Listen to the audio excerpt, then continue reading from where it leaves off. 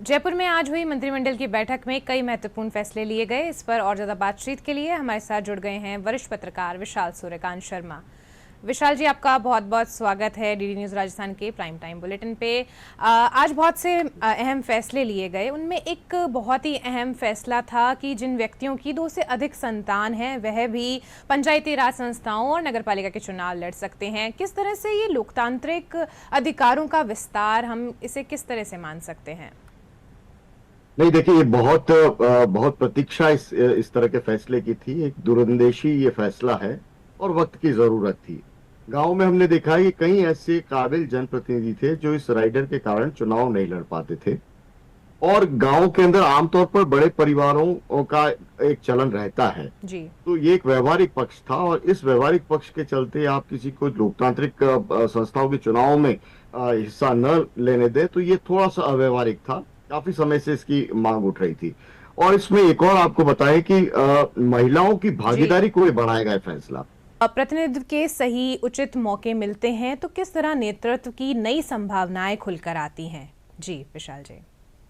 जी, देखिए, मैं एक तो ये कहा कि काबिल जो जनप्रतिनिधि हैं वो कहीं न कहीं इस मौके से चूक रहे थे इस राइडर की वजह से। और ये थोड़ा सा अप्रासंगिक हो रहा था 2 बच्चों का जो राइडर है, क्योंकि गांव में अमूमन हम देखते हैं कि बड़े परिवार होते हैं, ये आमतौर पर चलन होता है। जी। तो ऐसे में जो एक सशक्त जनप्रतिनिधि हमें मिल सकते थे, वो राजनेता कहीं न कहीं नेपथ्य में जा रहे थे इसके कारण। दूसरी जो बड़ी एक जो समस्या आ रही थी वो ये थी कि जो परिवार कितना बढ़ेगा, आमतौर पर ये फैसला महिलाओं के हाथ में नहीं होता। और ऐसे में जो महिला जनप्रतिनिधियों की संख्या जो ग्राम पंचायतों में ज्यादा होनी चाहिए, वो संख्या कहीं न कहीं सीमित हो रही थी। काबिल महिला जनप्रतिनिधि भी नहीं मिल पा रहे थे। जी। प्रतिनिधित्व का एक संकट है वो पैदा हो रहा था। उस लिहाज से ये फैसला बड़ा महत्वपूर्ण है।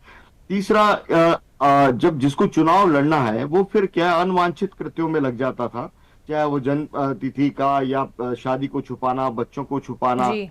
यहाँ तक कि भ्रूण परीक्षण जैसे जो गैर कानूनी अपराध हैं, वो भी कहीं न कहीं नेपथ्य में बढ़ रहे थे, क्योंकि राजनीतिक महत्वाकांक्षाएं हैं वो चुनाव लड़ने के लिए कह रही थी। और ये जो नियम था वो बाध्यता एक तरह से अवरोध का काम कर रहा था। तो इन तमाम परिस्थितियों कर देखें राजस्थान के परिप्रेक्ष्य में, तो ये निर्णय बहुत जरूरी था।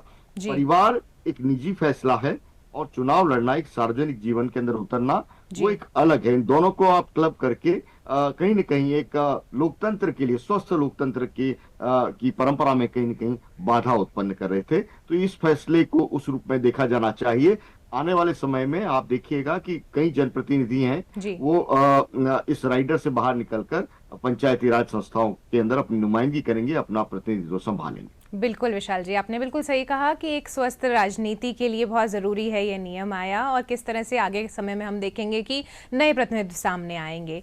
जानकारी के लिए बहुत बहुत धन्यवाद विशाल जी।